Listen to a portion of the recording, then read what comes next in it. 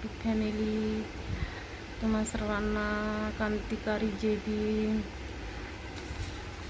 तुम्हाला एक बोलायचं होतं. माझं आणि माझ्या नवऱ्याचं 2 महिने झालं भांडण झालं आहे.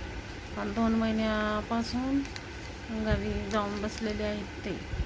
आणि बहिणीपाशी यायचं नाही म्हणतात. आणि माझे मुलं इकडं आहेत नाशिकला आणि माझे मिस्टर गावी आहे.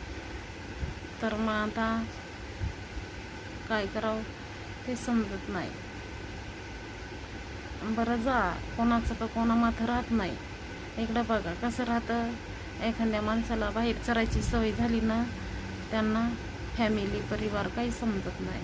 कारण की तो बाहेर राहून बिंदास राहू शकतो, खातो पितो, त्याला कुठल्या गोष्टीचं ताण नसतं. घरी बायको बोलत नाही, घरी कसं टोकणं रोखणं चालूच राहतं. पण मला एकच म्हणायचं आहे, ज्या बहिणीपाशी आहे तिला पण मुलगी असन, मुलं असतील तिच्या मुलीला, तिनं तिच्यावरूनच समजून घ्यायचं असतं. आणि म्हणायचं असतं, बाबा जास्तीत जास्त 8 दिवस राह आणि तू तुझ्या घरी निघून जाय.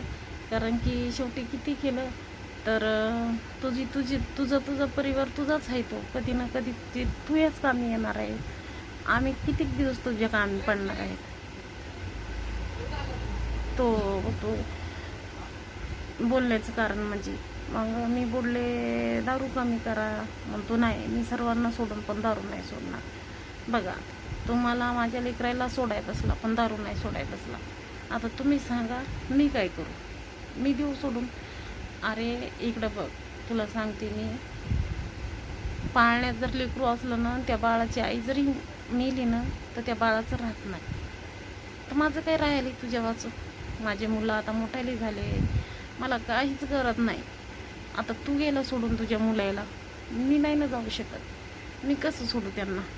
तू कधी त्या मुलासाठी काही केलं असतं तर तुला वाटलं असतं. मी त्या मुलांना 9 महिने 9 दिवस पोटात ठेवलं. मी त्यांना जन्म दिला.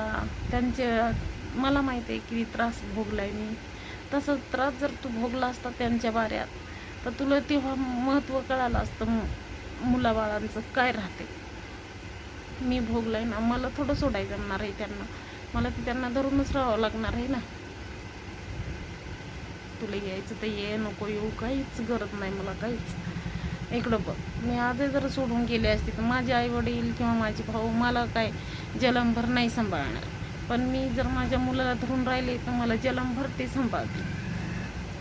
नाही सांभाळलं ठीक, पण मला त्यांच्यापाशी इज्जत आहे, मान मर्यादा आहे.